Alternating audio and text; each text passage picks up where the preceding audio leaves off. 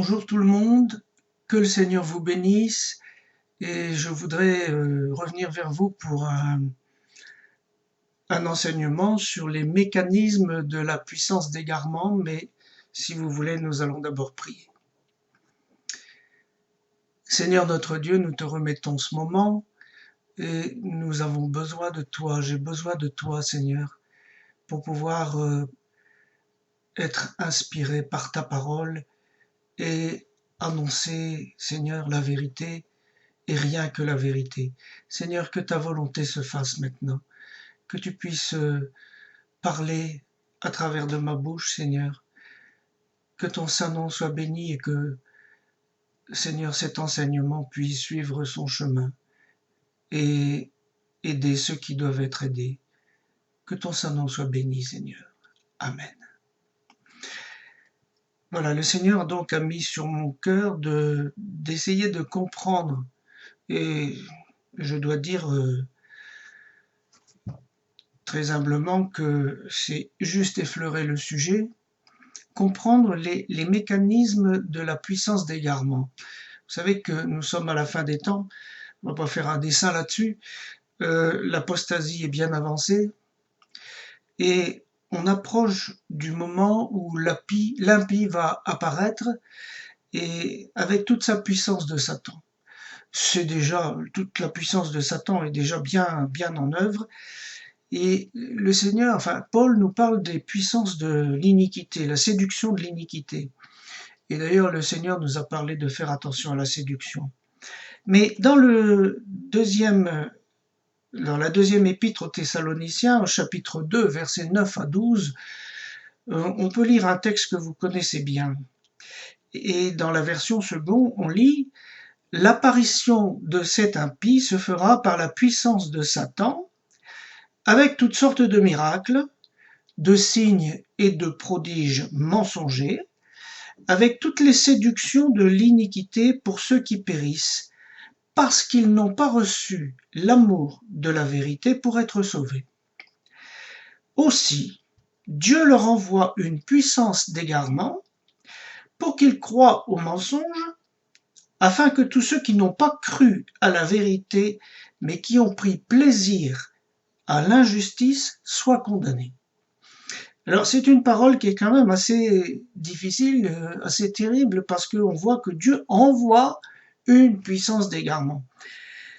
Chouraki nous dit, je prends juste le verset 11, « Pour cela, Elohim leur enverra l'énergie de l'égarement pour les faire adhérer au mensonge afin qu'ils soient jugés. Tous ceux qui n'ont pas adhéré à la vérité, mais se sont complus dans l'injustice. »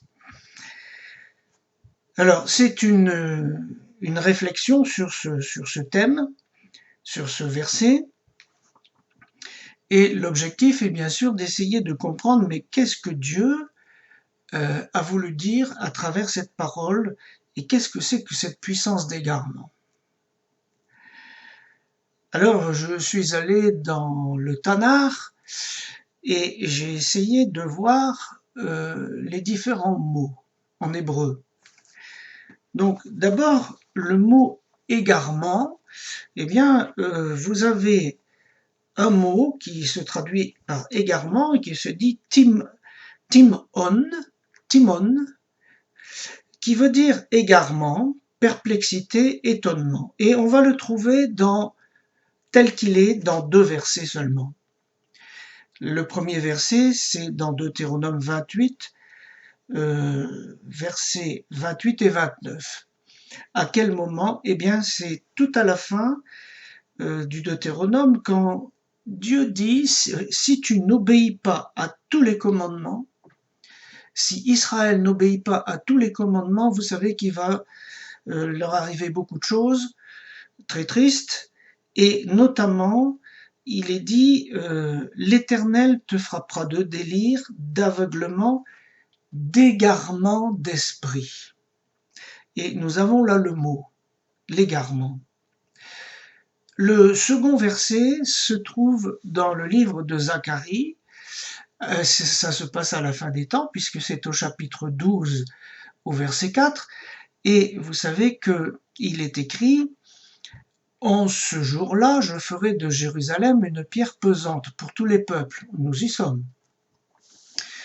Tous ceux qui la soulèveront seront meurtris, et toutes les nations de la terre s'assembleront contre elle. En ce jour-là, dit l'Éternel, je frapperai d'étourdissement. Voilà le mot. Tous les chevaux et de délire, tous ceux qui les monteront, etc. Donc ici, nous avons le mot timaon, qui veut dire égarement, étourdissement. Et la racine, c'est le mot tama, qui veut dire être stupéfait, être choqué. Et on va le trouver dans différents versets. Par exemple, quand Joseph est installé comme Premier ministre en Égypte, il reçoit ses frères sans se faire connaître. Et là, il est écrit que ses frères, c'est dans Genèse 43, 33, il est écrit que les frères se regardaient les uns les autres avec étonnement. Donc, vous voyez, l'étonnement. Ensuite, nous avons dans le livre de Job, Job qui répond à Bildad et il explique la grandeur de Dieu. Et il dit dans Job 26, 11, « Les colonnes du ciel s'ébranlent et s'étonnent à sa menace. » L'étonnement.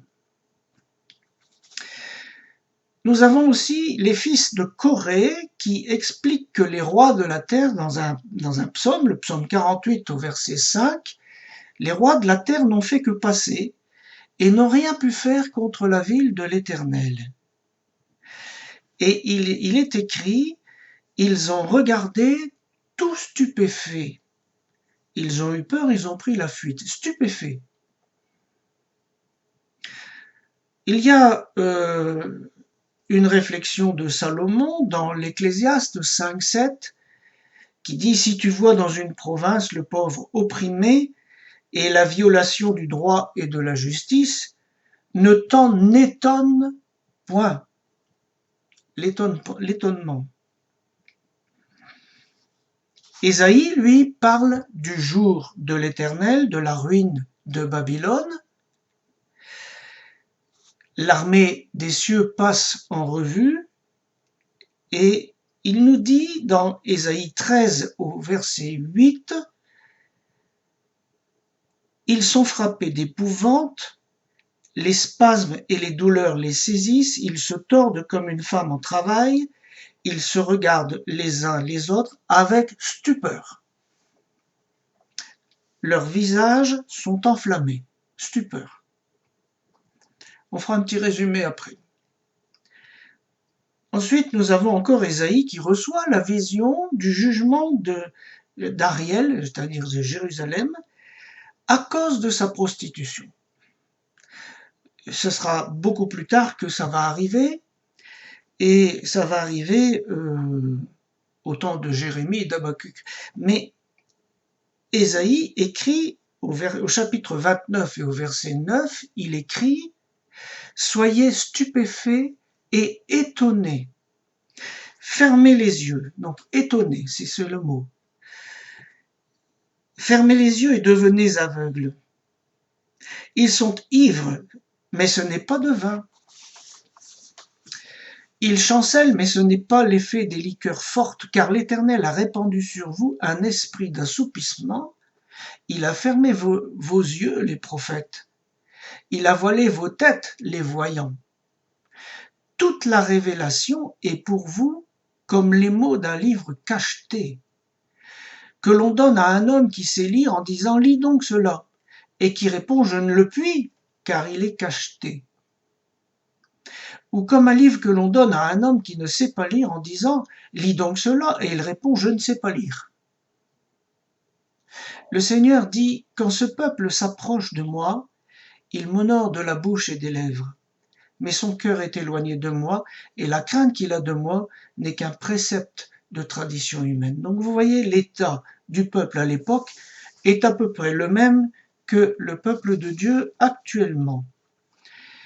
Et donc, il nous est dit que le peuple est étonné, c'est le mot, étonné. Et le jugement de Jérusalem, il arrive dans Jérémie 4, enfin dans le livre de Jérémie, on voit le jugement. Jérémie a vécu ça. Et au chapitre 4, verset 9, il est dit, en ce jour-là, dit l'Éternel, le roi et les chefs perdront courage. Les sacrificateurs seront étonnés et les prophètes stupéfaits. C'est le mot. Et Habakkuk, lui, qui vivait à peu près à la même époque, dit dans Habakkuk 1,5, « Jetez les yeux parmi les nations, regardez et soyez saisis d'étonnement et d'épouvante. » 2 fois le même mot. « Car je vais faire de vos jours une œuvre que vous ne croiriez pas si on vous la racontait. » Alors, en résumé, il y a d'autres mots en hébreu, il y en a 2 autres pour dire égaré. Il y a également ta, se tromper, être chancelant, être égaré. Et puis, il y a bourg. Bourg, dans la consternation, perplexe, être confus, errer sans but. Alors, je résume. Qu'est-ce que c'est que l'égarement? L'égarement, c'est de perdre la direction de sa vie. C'est de ne plus trouver d'orientation parce que tout devient confus.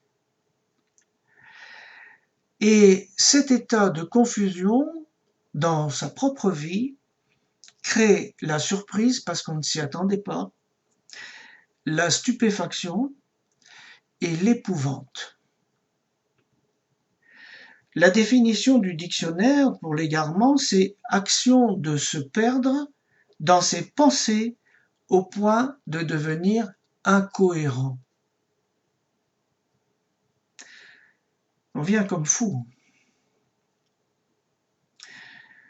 Alors, on va continuer à mettre en place les mots. On a besoin de mettre en place les mots. Là, on a parlé d'égarement. Maintenant, je voudrais vous parler de vérité et de mensonge. La première partie, c'est la lumière et l'ombre. Jean 8 nous dit au verset 31 et 32, Yeshua dit aux Juifs qui avaient cru en lui, « Si vous demeurez dans ma parole, vous êtes vraiment mes disciples. Vous connaîtrez la vérité, et la vérité vous affranchira. » C'est très important de dire la vérité et d'arriver à la vérité d'une situation. Donc, qu'est-ce que c'est que la puissance d'égarement? Eh bien, en réalité, c'est une occasion que Dieu envoie, une occasion qui est offerte, on va le dire comme ça, c'est plus gentil, de choisir entre la vérité et le mensonge. C'est l'occasion. Et j'ajoute que c'est l'occasion d'aller vers le penchant de son cœur. Le Seigneur nous donne, à la fin des temps, l'occasion d'aller vers le penchant de son cœur. Je voudrais ajouter une petite phrase du Rav Ben Chetrit, que j'apprécie dans ses enseignements, et qui dit « La vérité tue ceux qui la fuient, elle donne la force à ceux qui la cherchent. » Je voudrais rappeler que ce qui déclenche la puissance d'égarement, c'est l'absence d'amour de la vérité, mais par contre, c'est l'amour du mensonge qui est présent, au point de prendre plaisir à l'injustice et c'est-à-dire d'en tirer profit. Vous savez, quand on fait travailler des enfants et qu'on tire profit de ça, parce qu'on achète moins cher, parce que ce sont des enfants qui n'ont pas été payés, c'est prendre plaisir à l'injustice.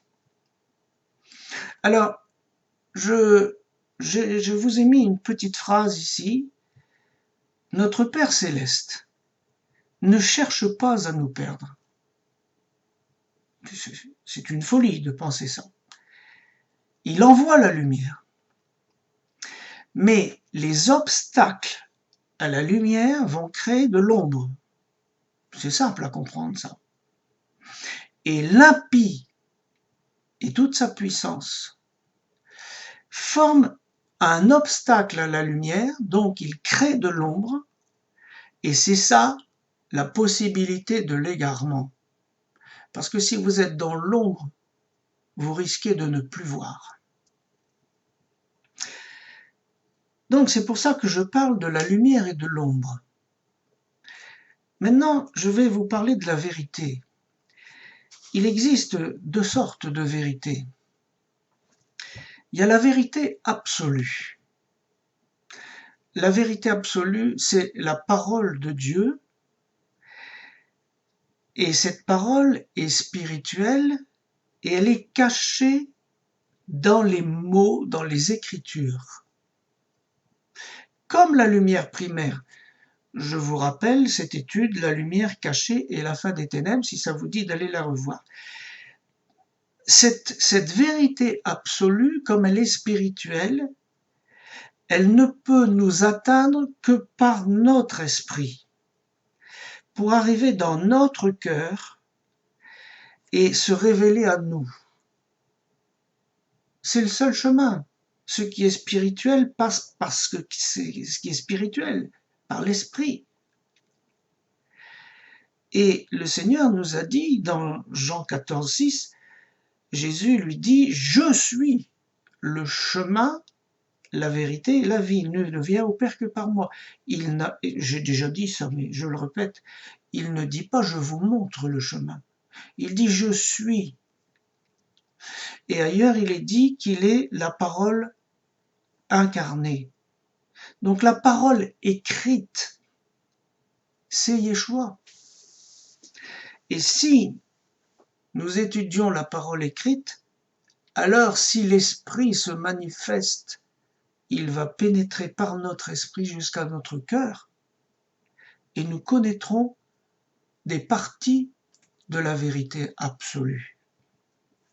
Et donc chacun peut saisir une partie de la vérité absolue et ensuite on se met ensemble et ensemble on se complète les uns les autres pour le bien de tous.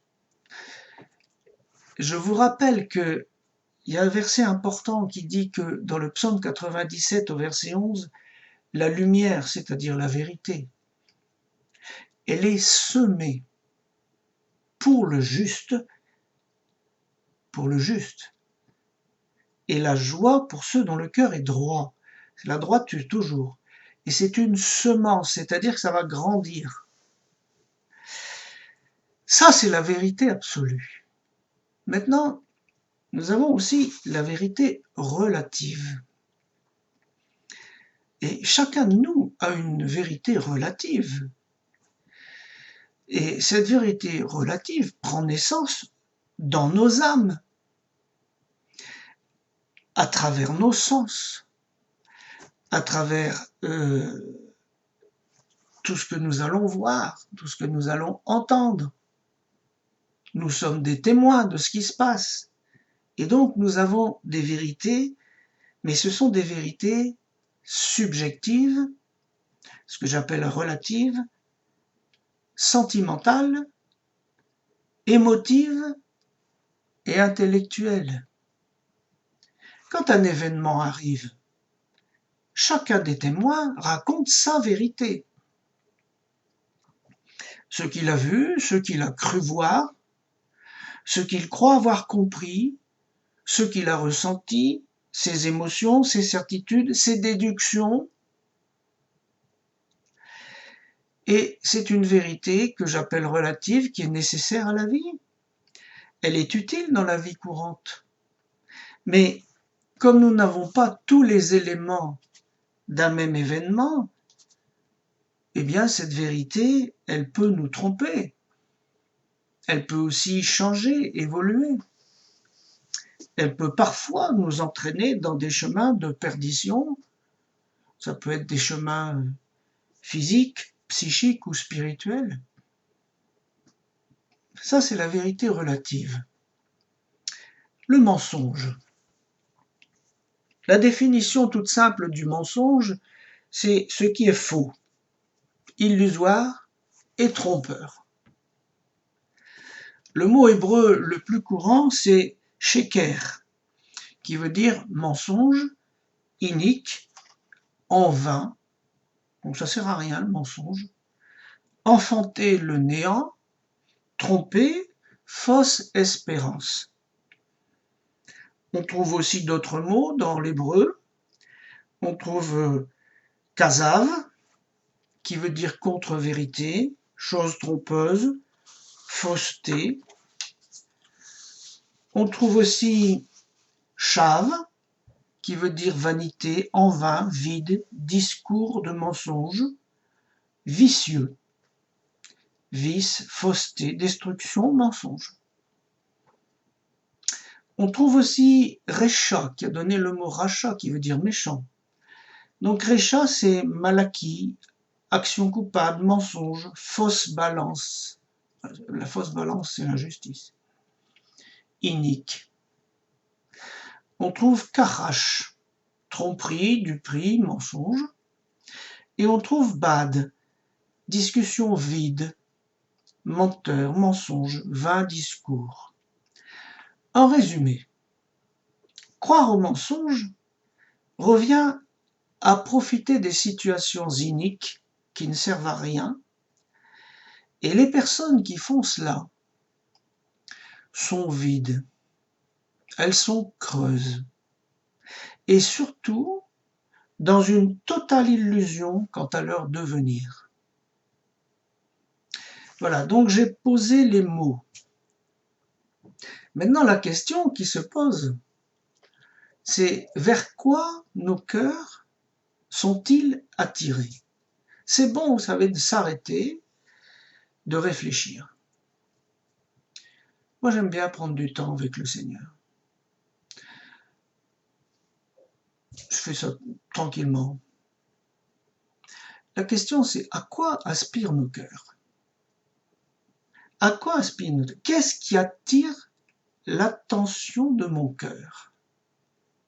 Qu'est-ce que j'aime? Par quoi mon cœur veut-il être nourri? Qu'est-ce qui nous tente? Je vous rappelle que Jacques a donné une bonne parole sur la tentation que je vous relis dans Jacques 1, versets 13 à 15. Que personne, lorsqu'il est tenté, ne dise « c'est Dieu qui me tente », car Dieu ne peut être tenté par le mal et il ne tente lui-même personne. Mais chacun est tenté quand il est attiré et amorcé par sa propre convoitise. Puis la convoitise, lorsqu'elle a conçu, enfante le péché, et le péché, étant consommé, produit la mort. Donc, ça n'est pas le Seigneur, ça n'est pas Dieu qui nous tente. Le malin, c'est le tentateur. Mais ça ne marche parce que nous nous laissons prendre. Et j'aime bien ce petit proverbe chinois qui dit « Le poisson voit l'appât et non l'hameçon ». Je ne sais pas pourquoi ça s'est arrêté. Alors, la vérité absolue vient du Père et va nourrir l'esprit. La vérité relative, donc la vérité absolue, elle arrive par l'esprit jusqu'au cœur. La vérité relative, elle prend naissance dans notre âme. C'est pas pareil. C'est une construction des sens, de l'intelligence, des émotions et des sentiments.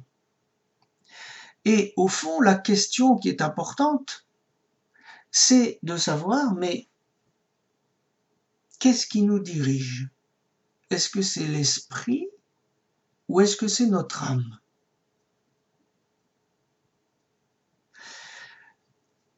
Ensuite, il faut aborder un autre aspect des choses. Je m'excuse de rapporter les pièces une à une, comme ça c'est comme un pulse, mais il faut rapporter les choses une à une. Nous allons maintenant parler de la conscience. J'ai fait une étude sur le travail de la conscience que vous pouvez écouter si vous voulez. Et je rappelle que l'état de la conscience, il peut y avoir 3 états de la conscience. Et que, suivant l'état de notre conscience, eh bien, nos choix seront différents. Nos tentations seront différentes. La conscience est un attribut de l'esprit. Et elle peut avoir 3 états, je vous les rappelle.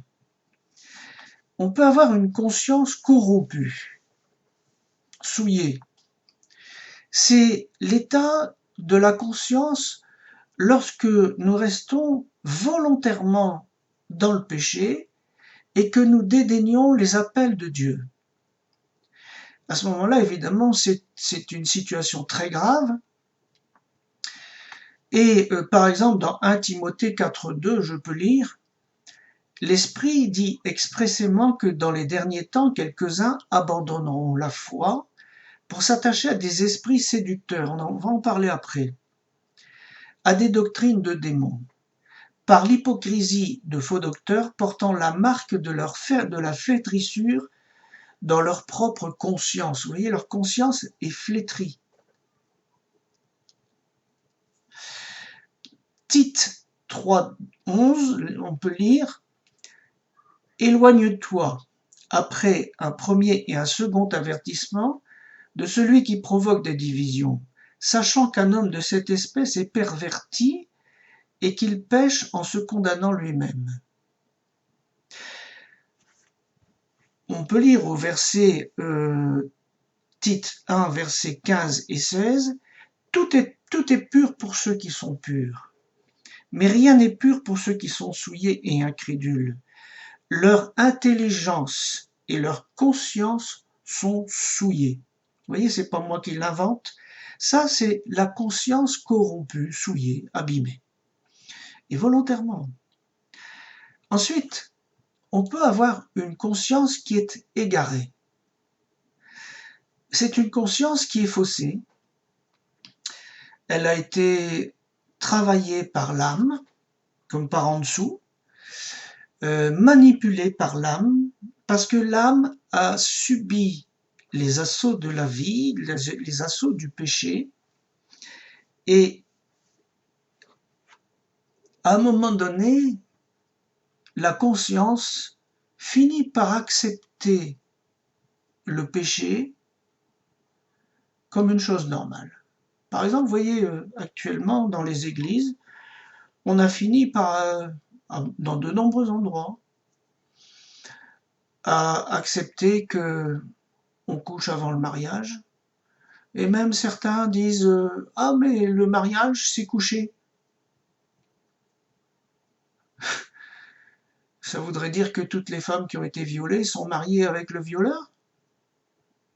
Puis ça voudrait dire aussi que le Seigneur n'a rien compris. Parce que quand il parle à la Samaritaine, il dit « Tu as eu 5 maris et le 6e que tu as maintenant, c'est pas ton mari. » Et pourtant, elle couche avec.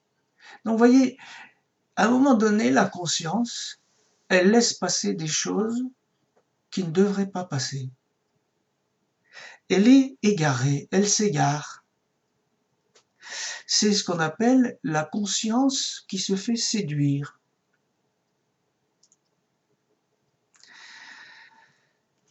On peut lire dans Romains 1, versets 21 à 23, « Puisque ayant connu Dieu, ils ne l'ont point glorifié comme Dieu, et ne lui ont point rendu grâce, mais ils se sont égarés dans leurs pensées.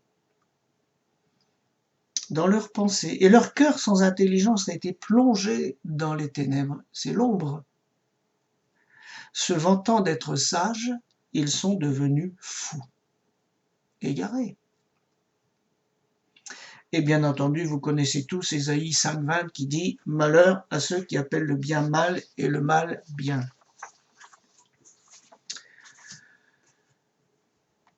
Alors, l'état normal de la conscience, c'est d'avoir cette espèce de, je trouve pas le mot, je vais dire, cette espèce de sentiment, cette espèce de, on sent d'être dans l'ordre et la vérité de Dieu, on sent que c'est bon, que c'est juste. Le témoignage de la conscience se fait sentir et il est conforme aux Écritures. Il ne faut pas aller contre les Écritures. Paul disait dans 2 Corinthiens 1,12 « Car ce qui fait notre gloire, c'est le témoignage de notre conscience, que nous sommes conduits dans le monde, et surtout à votre égard, avec sainteté et pureté devant Dieu, non point avec une sagesse charnelle, mais avec la grâce de Dieu. » Alors, je voudrais finir de parler de la conscience en vous disant que si notre conscience est égarée ou souillée, nous serons amenés à faire de mauvais choix en toute bonne conscience. Et ça, c'est un drame absolu. Je vais parler maintenant de l'amour de la vérité. Il s'agit bien entendu de l'amour de la vérité en général, mais surtout de la vérité absolue. Mais si on n'aime pas la vérité absolue, on n'aimera pas non plus la vérité relative. Le menteur ment tout le temps. Le mot amour, en hébreu, il se dit Ahav. Et le mot un se dit Erad. Et vous savez que si vous calculez la valeur numérique de ces deux mots, tous les deux ont la même valeur. Par conséquent, aimer, c'est faire un avec l'autre. Aimer, c'est s'identifier à l'autre. Le Rav Ben Jetrit enseigne très bien sur cette question. Et vous savez, on a souvent coutume de dire que l'amour est un sentiment, c'est vrai, mais c'est un sentiment qui se construit. L'amour ne nous tombe pas dessus, faites attention. Vous savez, l'amour qui dégringole comme ça d'un seul coup, hop, poum, n'y a rien de construit là derrière. Faites attention. L'amour ne nous tombe pas dessus. L'amour, ça se construit. Et je vais vous lire un verset que vous connaissez tellement dans Deutéronome 6,5 qui dit « Tu aimeras l'Éternel ton Dieu de tout ton cœur, de toute ton âme et de toute ta force. » Autrement dit, Dieu donne un ordre, l'ordre de l'aimer. Mais vous vous rendez compte? Comme si on pouvait obliger quelqu'un à aimer quelqu'un d'autre. C'est impossible, on ne peut pas obliger à aimer. Alors qu'est-ce que Dieu veut dire? Tu aimeras, c'est du futur. L'amour ne peut pas être contraint, c'est pas possible. Mais Dieu veut nous dire une chose, il faut prendre un chemin qui va nous conduire jusqu'à aimer l'Éternel. C'est la même chose pour son conjoint. L'amour de l'Éternel, ou l'amour de la vérité, ou l'amour de son conjoint, ça se construit. Je n'invente rien. Là, j'ai repris une partie de l'enseignement du Rav Ben Shetrit parce qu'il est vraiment très intéressant. Il y a 3 étapes dans la construction, je vous le rappelle. Il y a le respect, l'admiration, et alors vient l'amour. Et si un des 3 tombe, par exemple, je ne respecte plus mon épouse, ben l'amour va s'abîmer et puis l'amour va dégringoler. S'il n'y a plus de respect, où est l'amour? Vous voyez? Alors, concernant les Écritures et la semence qui est dedans, qui est cachée pour les justes, les Écritures vont nous donner une partie de la vérité à chacun, et pour ça, il faut les aimer.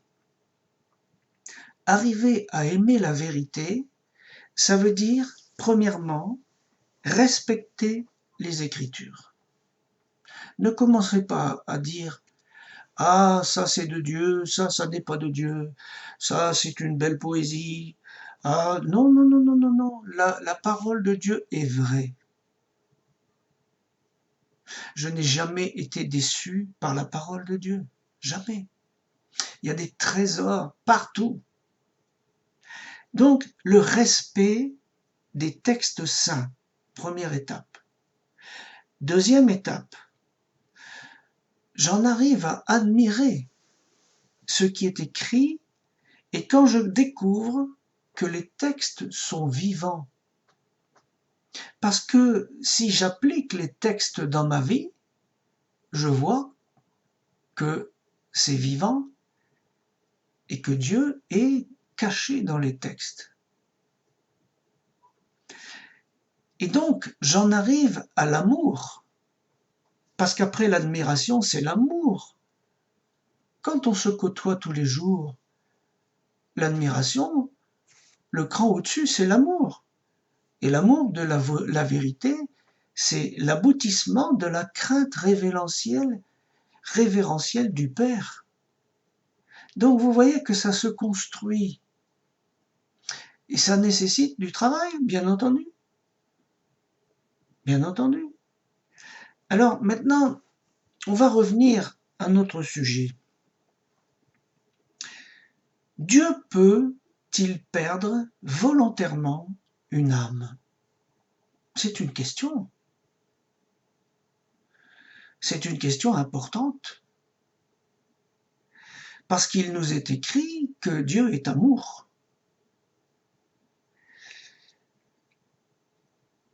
Yeshua, dans Luc 12, au verset 4 et 5, dit « Je vous dis à vous qui êtes mes amis, ne craignez pas ceux qui tuent le corps et qui, après cela, ne peuvent rien faire de plus. Je vous montrerai qui vous devez craindre. Craignez celui qui, après avoir tué, a le pouvoir de jeter dans la géhenne. Oui, je vous le dis, c'est lui que vous devez craindre. » Qui a ce pouvoir? Et je lis dans 1 Jean 4, 8, « Celui qui m'aime n'a pas connu Dieu, car Dieu est amour. » 1 Jean 4, 16 nous dit « Et nous avons connu l'amour de Dieu que Dieu a pour nous, et nous y avons cru. Dieu est amour. » Et ça veut dire que tout ce qu'il fait, c'est pour notre bien. Tout. Et je dirais que Dieu ne rejette personne. Il ne rejette personne. Par conséquent, le rejet ou la perte d'une âme ne peut venir que de la personne elle-même. Elle ne vient pas de Dieu. Et je voudrais vous lire un verset qui le confirme.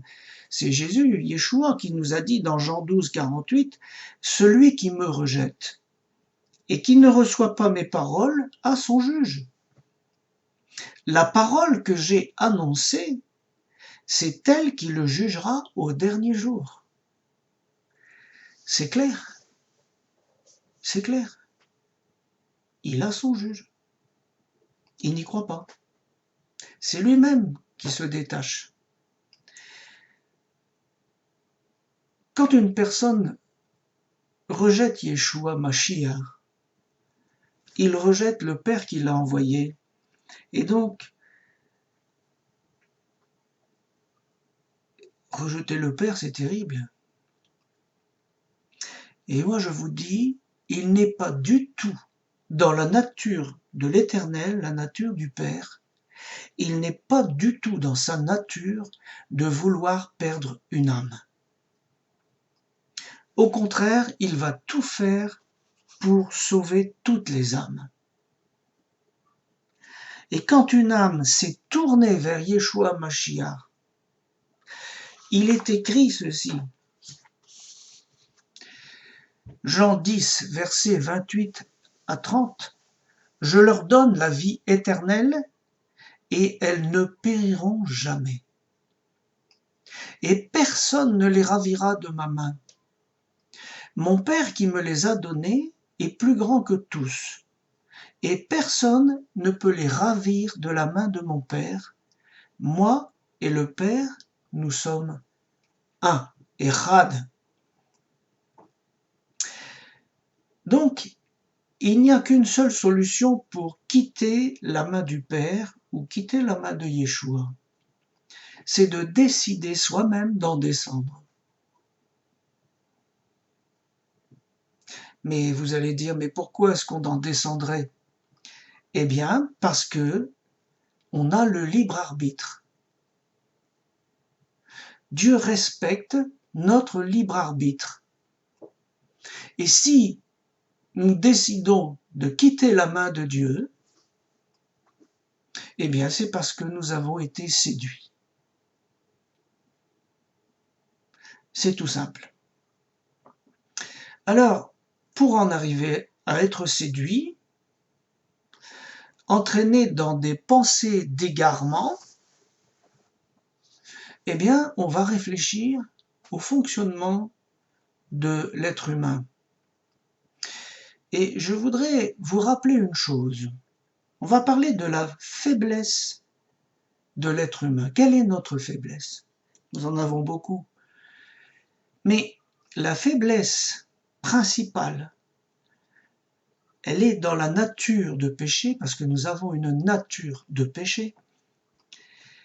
Et parce que l'homme, depuis la chute, l'homme est confronté à l'arbre de la connaissance du bien et du mal, qui est l'arbre qui alimente son âme.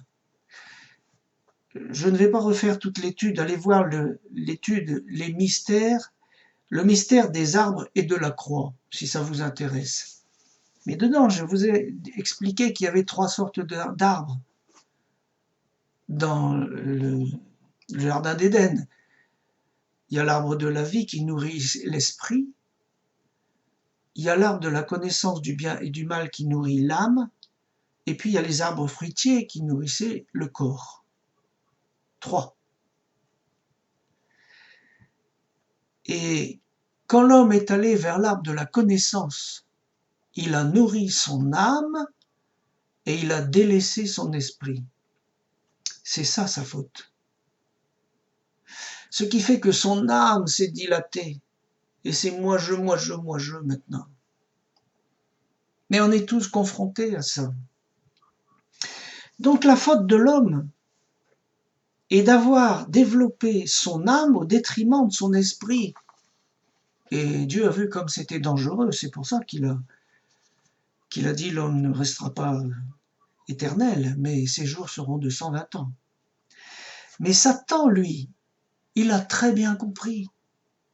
C'est bien pour ça qu'il a tenté l'homme. Il voulait que son âme se développe. Et Satan va jouer avec les attributs de l'âme comme on joue sur un piano. Satan est un virtuose de l'âme.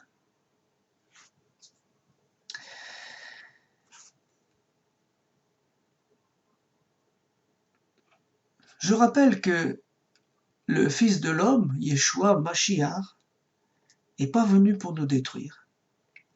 Dans Luc 9, 56, il est dit « Le Fils de l'homme est venu non pour perdre les âmes des hommes, mais pour les sauver. » C'est-à-dire que quand on est né de nouveau, eh bien maintenant le travail est de reconstruire l'âme.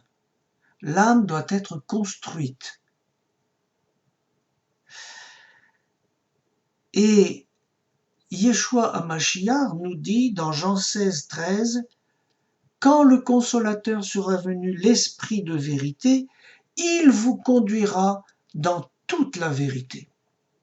Car il ne parlera pas de lui-même, mais il dira tout ce qu'il aura entendu et il vous annoncera les choses à venir. » Donc, l'Esprit Saint, lorsqu'il nous convainc de péché, nous amène à la purification complète, à la nouvelle naissance, et à partir de là, notre âme doit être reconstruite, et non pas gonflée ou écrasée. Je vous ai dit, on ne peut pas atteindre une part de la vérité autrement que par le Saint-Esprit. Le Saint-Esprit parle à notre esprit. Et que va faire Satan? Mettez-vous à sa place. C'est facile à comprendre. Puisque c'est l'Esprit Saint qui doit parler à mon esprit. Satan, il va jouer sur 3 tableaux. 3. Premièrement, il va envoyer des esprits qui vont simuler le Saint-Esprit. Deuxièmement, il va jouer comme sur un piano avec les attributs de l'âme et du corps, évidemment. Et puis, troisièmement, et vous en êtes conscient parce que c'est tellement gros maintenant, il va occuper le temps, votre temps, mon temps, de toutes sortes de manières à des choses qui ne servent à rien, pour nous éviter de nous approcher de Dieu et surtout d'apprendre à le connaître. Tiens, je vous lis une petite parole de Victor Hugo ici. La rêverie attire, enjôle, leurre, enlace, puis fait de vous son complice. Je voudrais vous rappeler les attributs de l'âme, très rapidement. L'âme forme la personne elle-même, la personnalité. Elle comporte tous les sentiments et toutes les émotions. Je vous en donne quelques-unes. L'amour, la haine, les désirs, l'orgueil, l'humilité, la sensibilité, l'impatience, la patience, l'optimisme, le pessimisme, la colère, la joie, la peur, le courage, le dégoût, etc. Il y en a beaucoup. Ça, c'est la première rubrique, tous les sentiments, les émotions. Ensuite, il y a l'intelligence humaine, tous les raisonnements. Et puis, la volonté. La volonté. Ça fait 3 choses qui forment l'âme. Et quand nous recevons par notre esprit le chemin de vie que nous devons suivre, c'est l'âme qui va décider si oui ou non nous allons le suivre. C'est elle qui décide. Nous avons le libre choix. Le Seigneur nous a donné le libre choix et il ne va pas le retirer. Donc, c'est notre âme qui va dire oui ou non aux impulsions de l'esprit. Mais si l'impulsion spirituelle vient d'un esprit simulateur, alors on ne s'en rend pas compte. Et en toute bonne foi, on peut se retrouver dans une impasse de vie, en toute bonne foi. C'est pour ça que je vous dis, faites attention, il ne faut pas confondre la vérité et la sincérité. On peut sincèrement se tromper. Je peux prendre le train pour Bruxelles en pensant sincèrement qu'il est parti vers Paris. Bon, c'est tout, je me suis trompé, mais je me suis trompé, voilà.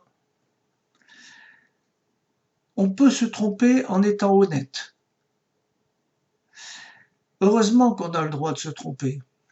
On a le droit à l'erreur. Mais je voudrais vous expliquer comment un esprit simulateur agit. Comment va-t-il faire? Je vais prendre un exemple tellement courant dans l'Église, tellement courant que je ne peux pas m'empêcher de vous le dire. Dans l'Église, l'esprit de divination est parfois confondu avec le don de prophétie ou la parole de connaissance, ou même quelquefois par les prophéties d'un prophète qui aurait été loin. Ça arrive. Savez-vous que l'esprit de divination, sa caractéristique, c'est justement de pouvoir deviner ce que votre âme désire. Par conséquent, lorsqu'une parole vous est donnée par cet esprit, mais votre âme est contente. Elle explose de joie. C'est logique. Et vous dites, sans discernement bien entendu, et vous dites, mais Dieu m'a parlé. Il a répondu exactement ce que j'attendais. Oh, quelle bénédiction! Mais laissez-moi vous dire une chose, parce qu'il faut bien analyser. Qu'a fait cet esprit? Qu'a fait la parole? Eh bien, elle a donné le même résultat que l'arbre de la connaissance du bien et du mal. Je m'explique. Une parole qui est donnée par un esprit de divination va gonfler votre âme, votre moi. Et ce faisant, vous allez dire, oh, c'est formidable. Et vous allez partir dans la direction qui vous indique. Et au fond,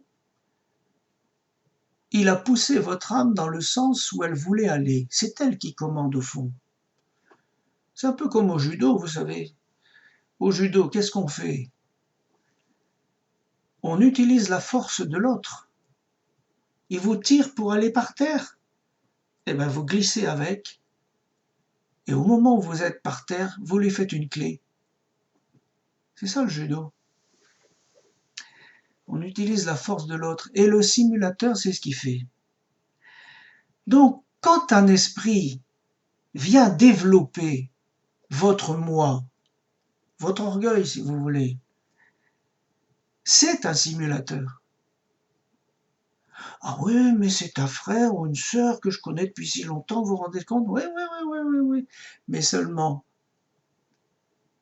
cet esprit de divination, il vient de où? Est-ce qu'il n'était pas présent avant sa conversion?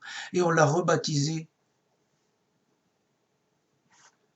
On l'a rebaptisé comme d'un autre nom. On va dire, ben oui, c'est prophétique.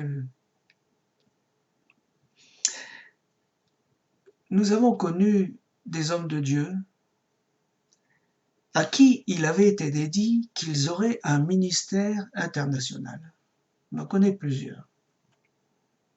C'est flatteur, vous savez, d'entendre ça. Eh bien, laissez-moi vous dire une chose.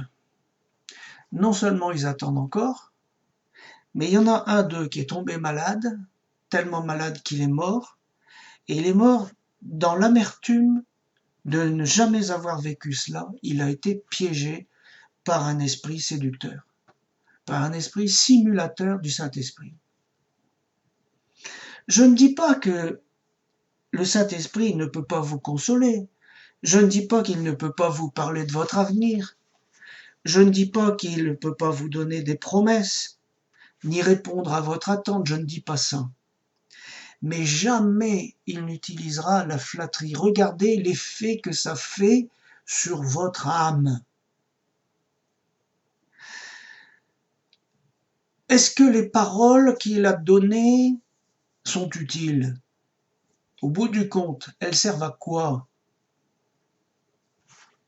Est-ce que ce ne sont pas simplement des paroles qui, effectivement, vont peut-être se réaliser, mais au bout du compte, elles n'apportent rien de spirituel, sinon que flatter l'ego du prophète lui-même, parce qu'il est satisfait d'avoir su dire l'avenir. Vous savez que le faux aime paraître, mais bien sûr, c'est encore l'âme. Et beaucoup de chrétiens aiment les prophéties, alors allons-y. Mais regardez, relisez comment Moïse, quand Dieu lui a demandé d'aller délivrer Israël de l'Égypte, faire sortir, aller relire les textes, et voyez comment Moïse se sentait incapable et indigne de la mission que l'Éternel lui confiait. Il voulait pas parler. C'est pour ça que Dieu lui a confié son frère. Pour les prophètes, pour beaucoup de prophètes, c'est pareil. Prenez Jérémie. Je lis Jérémie 1, versets 6 et 7.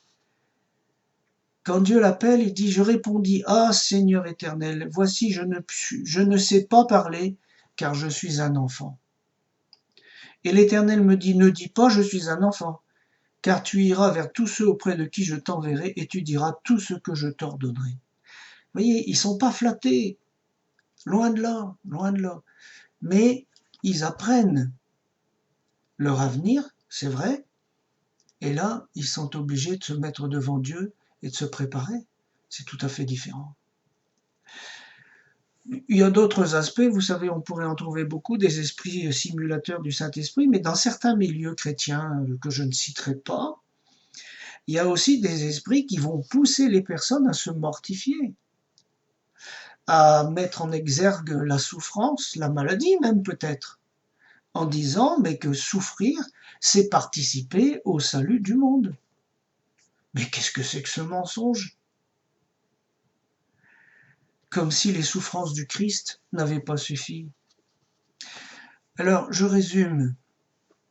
Un esprit simulateur va conduire l'âme soit vers l'orgueil, mais faites attention à analyser ce qui se passe, soit vers la détresse, mais jamais vers la construction de l'âme, et jamais vers les œuvres bénies de Dieu. Alors maintenant, je voudrais vous parler de quelques exemples. Je vais d'abord parler de l'exemple des 400 prophètes d'Akab. Dans la cour du roi d'Israël, Akab, il y avait environ 400 prophètes, qu'il appelait les prophètes de l'Éternel. Et c'est par eux qu'Akab consultait l'Éternel. Nous savons que ces gens étaient des flatteurs. Et d'ailleurs, Josaphat, le roi de Juda, s'en aperçoit très vite. Je vais vous lire ici une petite phrase que j'aime bien, de Maurice Druon. Il dit « Les princes médiocres ne tolèrent qu'un entourage de flatteurs qui leur dissimulent leur médiocrité. » Et c'est valable pour le monde chrétien, vous savez. Alors, comme Josaphat est conscient que les 400 flatteurs là sont pas très intéressants, il dit mais il n'y aurait pas encore un autre prophète, et il dit oui mais il y en a un mais il n'annonce que du mal. C'est Michée le 401e. Et Michée arrive, on le lit dans 1 Roi au chapitre 22, et je ne lis que un petit morceau des versets 22 à 23, il a une vision, Michée, et il raconte sa vision. Et il dit qu'il voit le trône de l'Éternel. Et il dit, l'Éternel dit, qui séduira Akab pour qu'il monte à Ramoth en Galade et qu'il y périsse? Dieu a l'objectif de faire périr Akab par la séduction. C'est la puissance d'égarement. On y revient, mais on va l'étudier.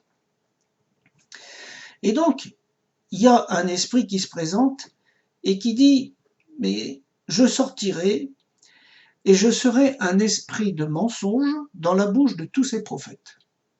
Un esprit de mensonge. L'Éternel dit, tu le séduiras et tu en viendras à bout. Sors et fais ainsi. Et maintenant voici, l'Éternel a mis un esprit de mensonge dans la bouche de tous les prophètes qui sont là. L'Éternel a prononcé du mal contre toi. C'est Michée qui dit ça. Alors, quand on lit ça, on se dit, bon, ben c'est fini. C'est fini pour Akab. Et c'est vrai, la décision est prise dans les cieux. On se dit, les jeux sont faits pour lui. Et donc, on réfléchit et puis on se dit, mais ça veut dire que Dieu a décidé de perdre Akab. Et moi je vous dis non. Akab va se perdre tout seul. Parce que n'oubliez pas que Akab est conscient, notamment Josaphat lui a fait comprendre, il est conscient que les 400 prophètes sont des flatteurs et sont des menteurs. Et donc, le roi hésite, il hésite entre la parole des 400 et la parole de Michée. Et à ce moment-là intervient un des 400 qui s'appelle Sédécias et qui a fait des cornes de fer, voilà, et qui commence à faire tout un cinéma avec ses cornes, et puis après, il vient donner une claque à Jérémie. À Michée, pardon, excusez-moi.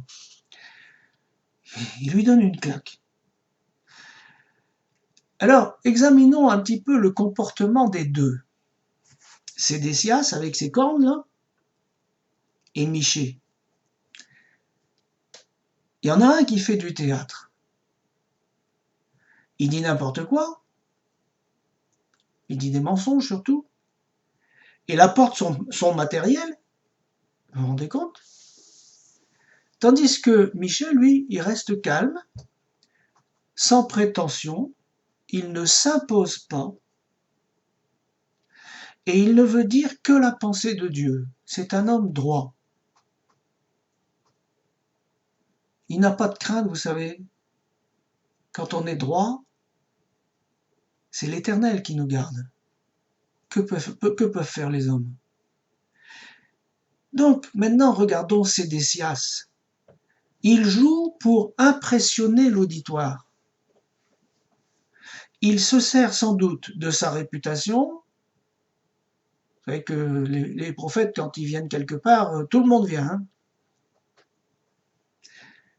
Et certainement, parce qu'il est sorti du lot, certainement de sa personnalité dominante. Vous savez qu'il y a des gens qui sont dominants. Il y a même des dominants. Au bout du compte, Sédécias, c'est lui qui va être perdu. Alors, on se pose la question, mais pourquoi Akab ne choisit-il pas la parole de Michée? Parce que s'il écoutait vraiment Michée, il serait sauvé. L'Éternel, il n'intervient pas dans le choix d'Akab. L'Éternel, il a dit, bon, va donner ton mensonge. Et les prophètes donnent les mensonges, mais vous avez vu que Michée donne la vérité. Et Akab, il est devant un choix. Et ce choix, il va devoir le faire en fonction de l'état de sa conscience et de son cœur. Et Dieu n'intervient pas dans son choix. Il a le libre arbitre. Alors, il va faire un non-choix. Parce que il va s'asseoir entre deux chaises. Il va obéir aux 400 prophètes, c'est-à-dire qu'il va aller faire la guerre, mais il garde quand même Michée sous le coude. Il la met d'ailleurs en prison dans une cellule. On ne sait jamais, vous savez. Un non-choix est un choix. Et si on reprend maintenant l'action du faux prophète Sédécias, il impressionne son public. Impressionner, ça veut dire parler à l'âme. Il touche l'âme du roi. Parce que c'est ce que le roi attend. Vous comprenez? Michée, lui, il représente la petite voix spirituelle de la vérité. De quel côté son cœur va-t-il pencher? Et donc, Akab est confronté à une puissance d'égarement qu'il a lui-même mis en place. Mais oui, les 400 prophètes, c'est lui qui les a choisis, selon ses goûts, selon son âme. Et c'est pour ça que on peut dire que la puissance d'égarement, c'est une occasion de chuter ou de ne pas chuter. À nous de choisir. Prenez maintenant un autre exemple. Vous savez, les 12 espions que Moïse a envoyés en Terre Sainte.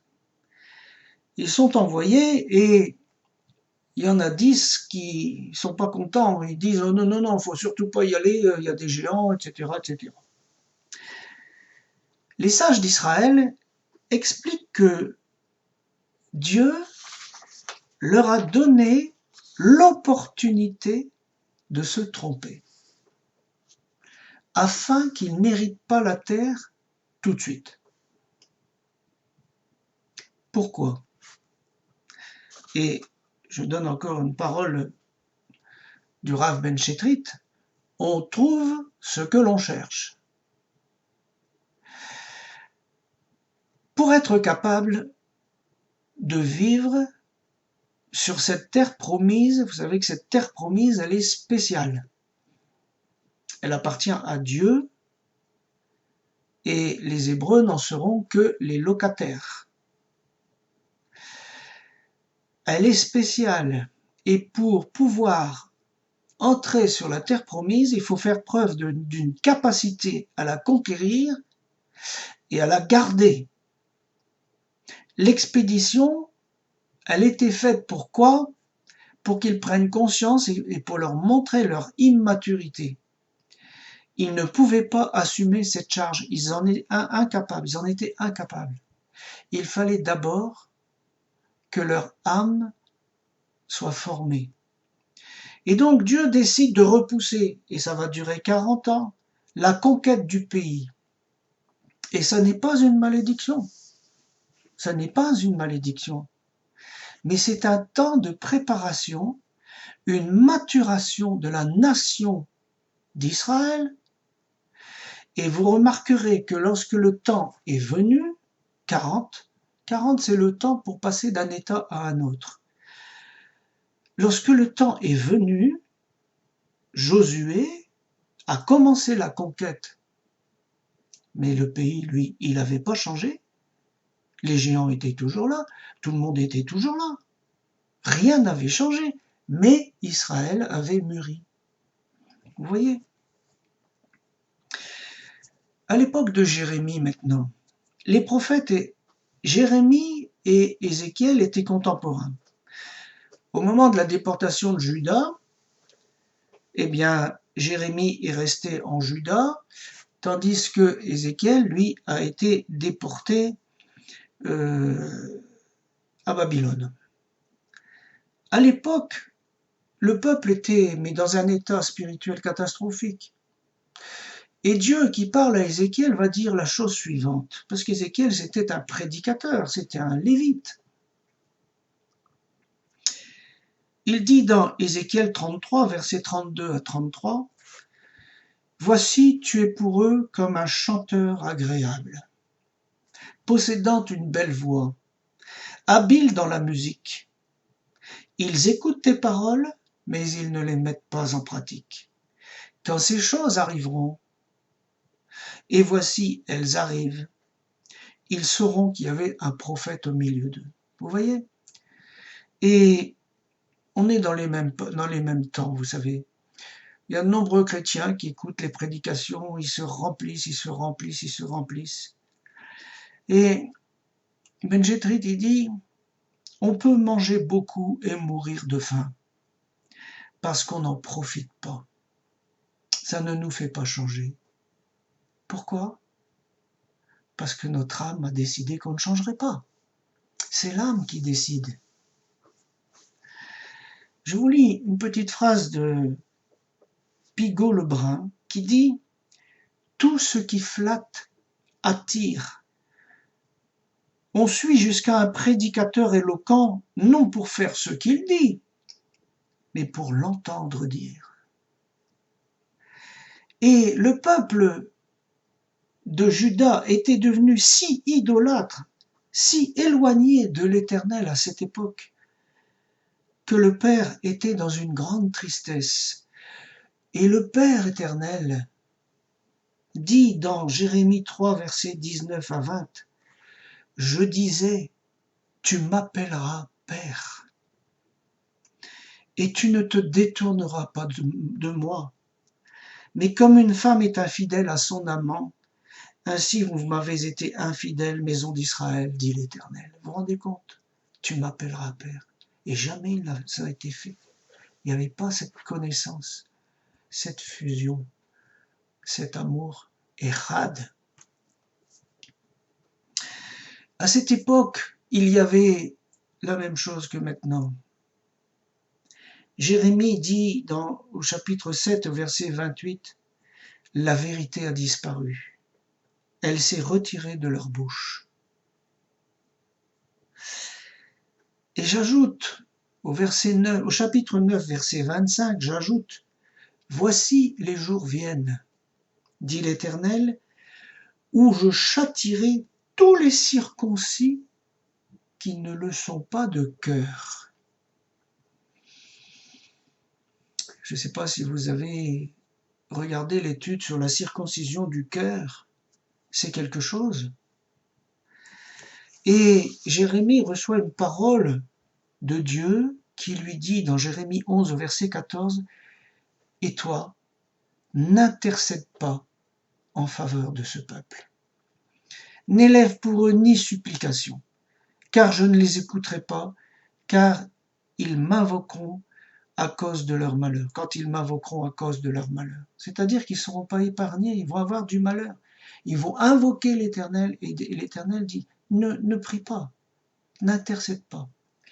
Et les sages d'Israël ont expliqué que l'intimité entre l'Éternel et Jérémie était si grande, si profonde, c'étaient deux amis, que l'Éternel n'aurait jamais refusé à son prophète de répondre favorablement à sa prière.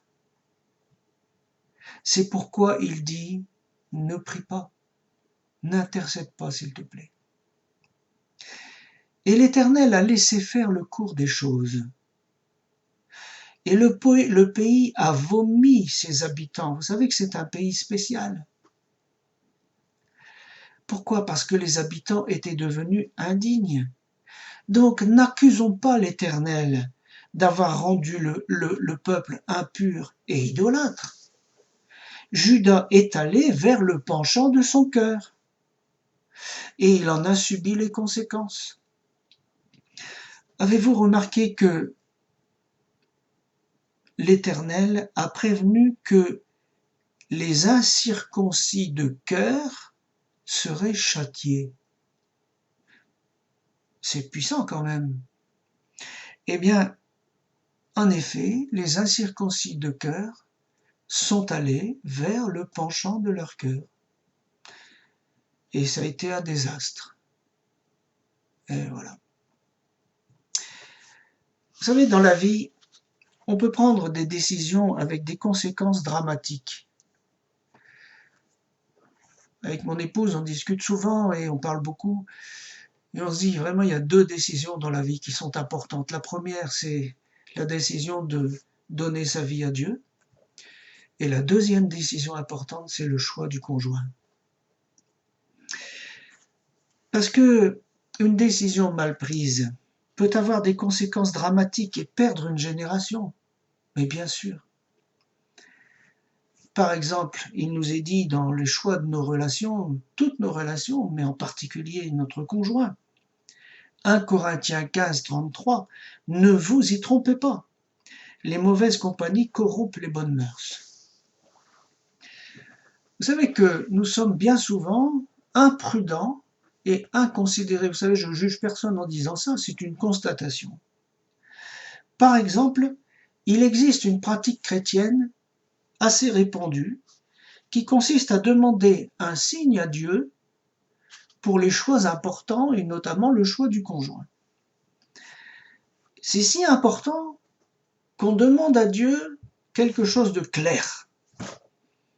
Et ça semble être de la sagesse. Mais je voudrais vous dire, faites attention. Faites très attention. Parce que les personnes inconsidérées sont souvent bavardes. Et alors elles vont expliquer à leur entourage, à leurs proches, toutes les facettes du signe qu'ils ont demandé. Et comme Satan n'est pas sourd, croyez bien qu'il va se dépêcher de répondre à ce que vous avez demandé. Et le tour est joué. Et sans discernement, vous allez dire « Ah, merci Seigneur, j'ai eu mon signe. »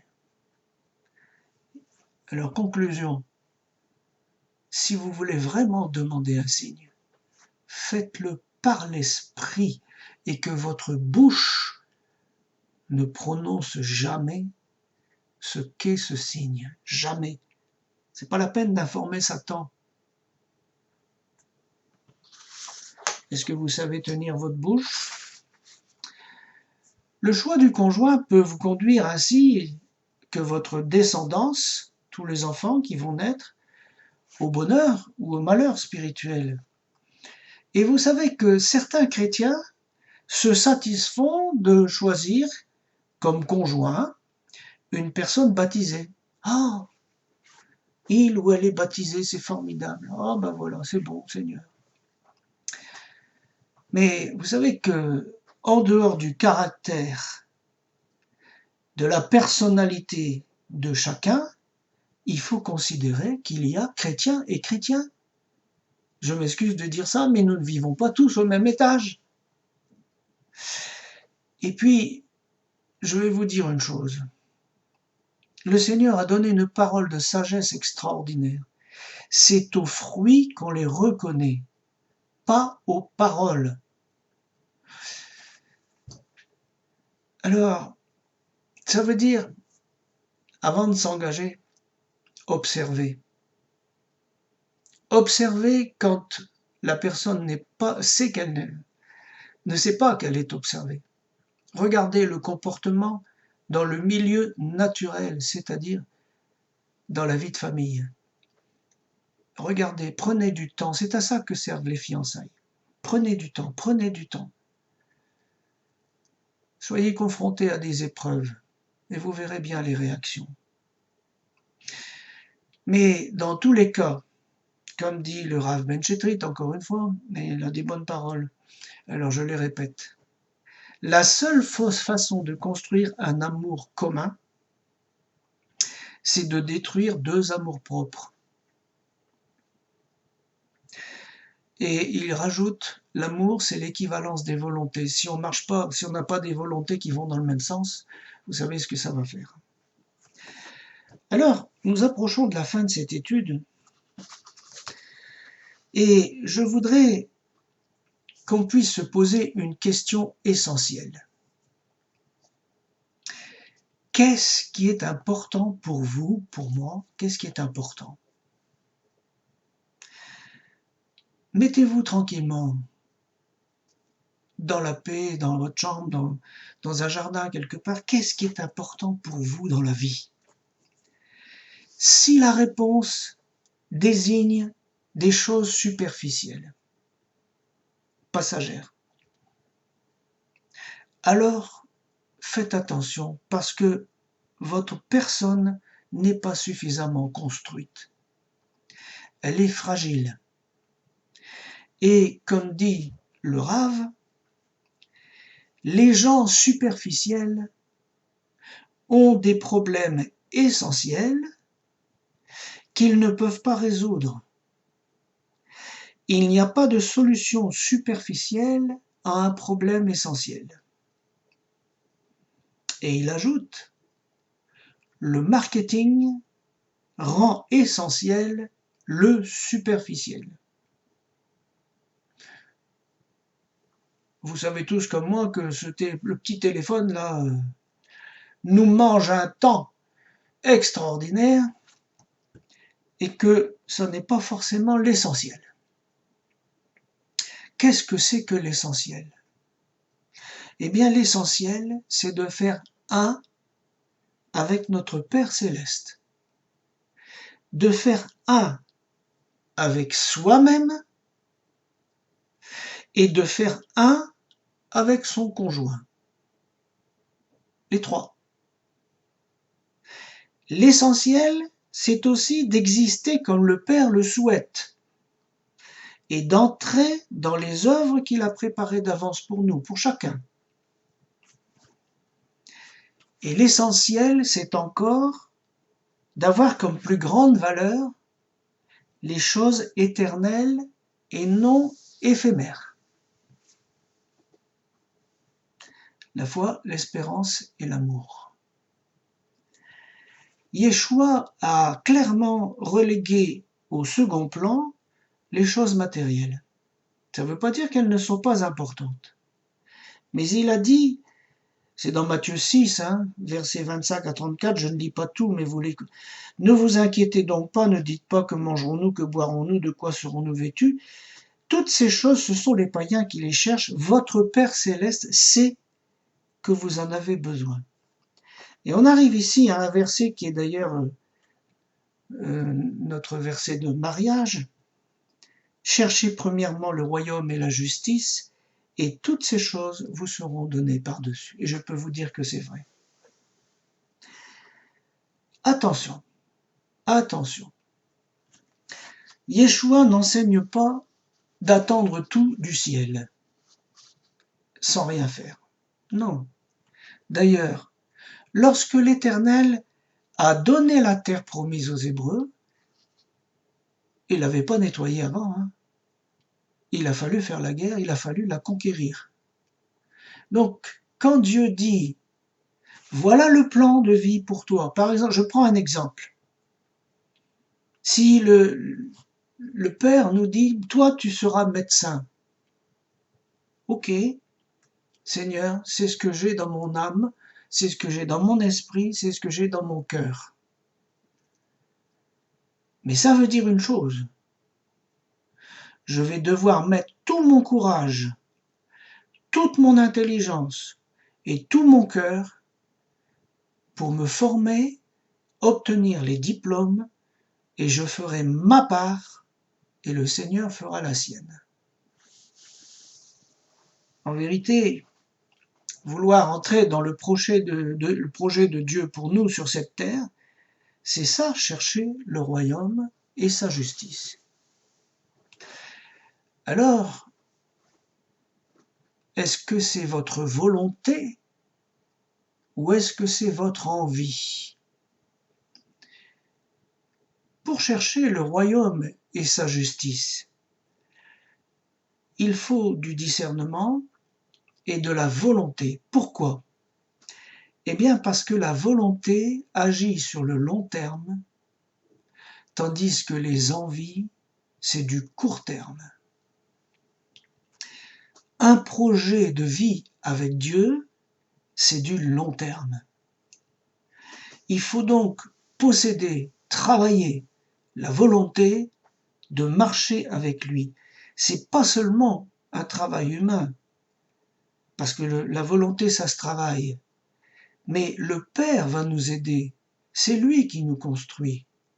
Nous sommes des fils et des filles, et le fils, c'est Ben, avec le verbe, ça vient du verbe bana qui veut dire construire.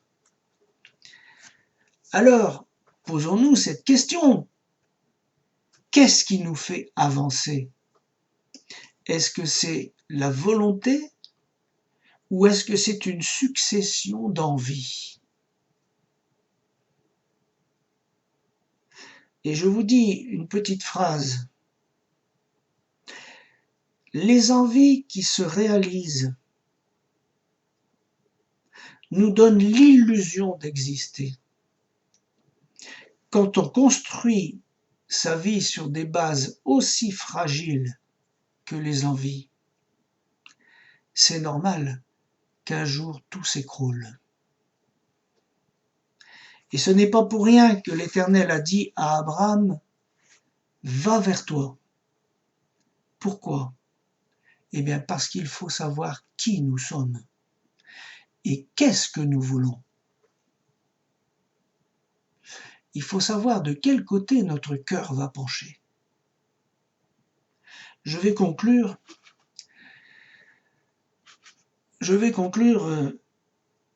en vous disant que je n'ai fait qu'affleurer le sujet, c'est un sujet délicat. On aurait pu évoquer d'autres exemples, par exemple Pharaon, qui endurcissait son cœur, celui du roi Saül, qui perdit l'onction de royauté par sa désobéissance. On aurait pu évoquer le jugement d'Ananias et Saphira, qui mentirent au Saint-Esprit, ou encore évoquer l'homme impudique qui est livré à Satan par Paul. La liste est longue, vous savez, des gens qui ont été perdus. Mais remarquez une chose, tous sont tombés par leur faute. Pourquoi?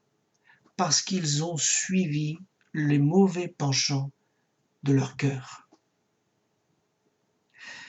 Retenons que les personnes qui ont le cœur circoncis, qui aiment la vérité et qui continuent à entretenir l'intimité dans l'obéissance au Seigneur, n'ont pas d'inquiétude à avoir. Mais toutefois, il faut rester vigilant. Parce qu'il est écrit dans 1 Corinthiens 10 au verset 12, et je termine. Ainsi donc que celui qui croit être debout prenne garde de tomber. Vous voyez bien que la puissance d'égarement, c'est simplement la possibilité de choisir avec son cœur, soit de suivre le Seigneur, soit de dégringoler. Que le Seigneur vous bénisse, que le shalom soit sur vous tous. Amen ve Amen.